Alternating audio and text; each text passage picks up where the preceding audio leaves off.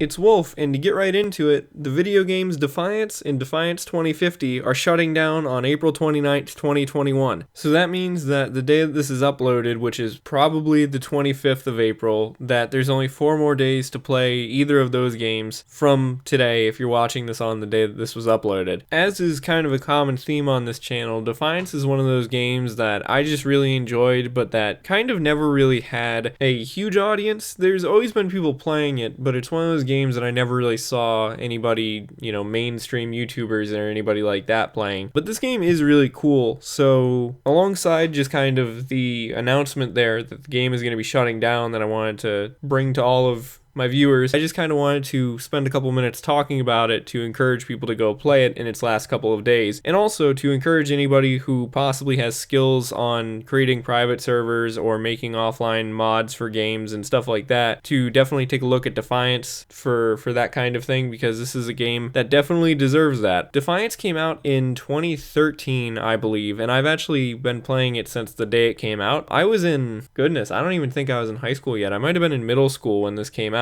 and I got it day one. I actually pre-ordered it. It was a game that I wasn't really that interested in until I saw some trailers for it really close to release day, and I've been playing it ever since then pretty much. I haven't played it, super consistently, but it's every couple months it seems like I would go back and play it, because Defiance is just a very easy game to play. A lot of MMOs seem to suffer from an issue of being really complex and kind of hard to get into, and I think Defiance managed to avoid that largely because of just the gameplay mechanics within it. It feels like any other third-person shooter, really. A lot of the times when you play an MMO, it can be kind of hard to get into it if you aren't used to MMOs, and especially if you don't know the lore and the items and all that stuff. And Defiance is a very easy game to get into and understand, because if you've played any other third-person shooter before, you will be able to play Defiance pretty easily. Another cool thing about the game is that even though it's free to play now, when it became free to play, it didn't really feel like they made it pay to win at all. I played the game before it was free to play, and so I saw it before and after, and it really didn't feel like they changed anything from the way it was before. So it's a game that is fully playable without even spending any money on it. Eventually they released a couple of DLCs that added some exclusive weapons and stuff, but nothing that would prevent you from finishing the campaign or anything like that. In fact, actually, the version that I'm playing in this video, the PC version, is completely unassociated with the account that I first started on, and as you guys can see, I have a powerful weapon and a fast vehicle and everything, and I never spent any money on this version of the game. This is just totally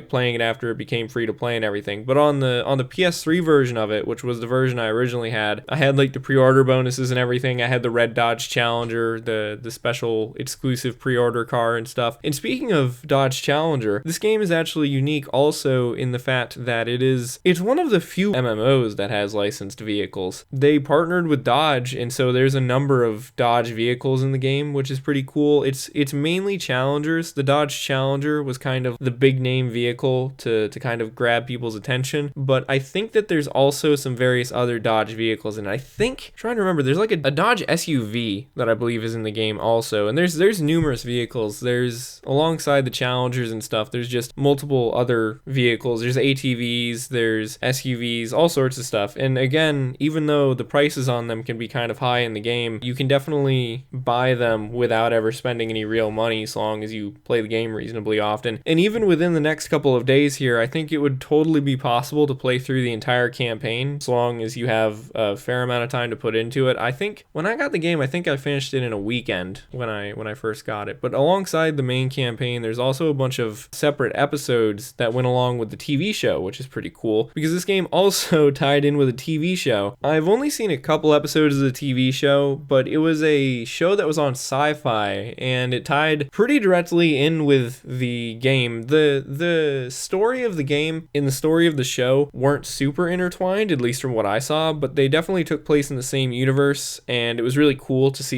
aspects of the game and aspects of the TV show that intermingled, especially because in one of the early episodes in the series overall, they actually end up having to fight some hellbugs, and like the sound effects that they use for the hellbugs in the TV show were the same sound effects that they use in the game. It was just so cool to like see how they did that. So, and that is also cool because that means that at least the lore of Defiance will kind of continue on outside of the game, even though the TV show got canceled forever ago. But you know, nonetheless, you can always watch a TV show, but you can't always play an MMO after it shuts down. And I think as a final note, I've mainly been talking about just the normal version of Defiance. There also is another version of Defiance that I mentioned at the beginning of the video. It's called Defiance 2050. I played a little bit of Defiance 2050. Honestly, if you're gonna check out Defiance and you only want to check out one version of it, or you only have enough hard drive space for one version or anything, I would really suggest checking out the original. There's nothing wrong with Defiance 2050, but it was kind of a weird decision for them to release that. I remember thinking that when it first came out, because it doesn't really change anything from the original game. There's some different mechanics, and I've heard that the story diverges at a point in that to a different ending, but overall I would say that the original Defiance is probably the one to check out, just because it's been around for a longer period of time and it has more content. Defiance 2050, yeah, I just, it's kind of the same game. I really don't know what the idea was to re-release it, but I mean, if you want to check it out, it does have some like newer graphics and stuff like that, but overall it is pretty much the same thing. They're not interconnected though, so far as I know, so like Defiance 2050 players won't run into normal Defiance players. But yeah, that is about it for everything I had to say about Defiance. It is a really cool game, and I hope that it somehow gets preserved in the future. And if you haven't checked it out before, or you haven't played it in a long time, I would definitely suggest checking it out before it shuts down within the next few days. Thanks for watching. See you guys in other videos, and bye-bye.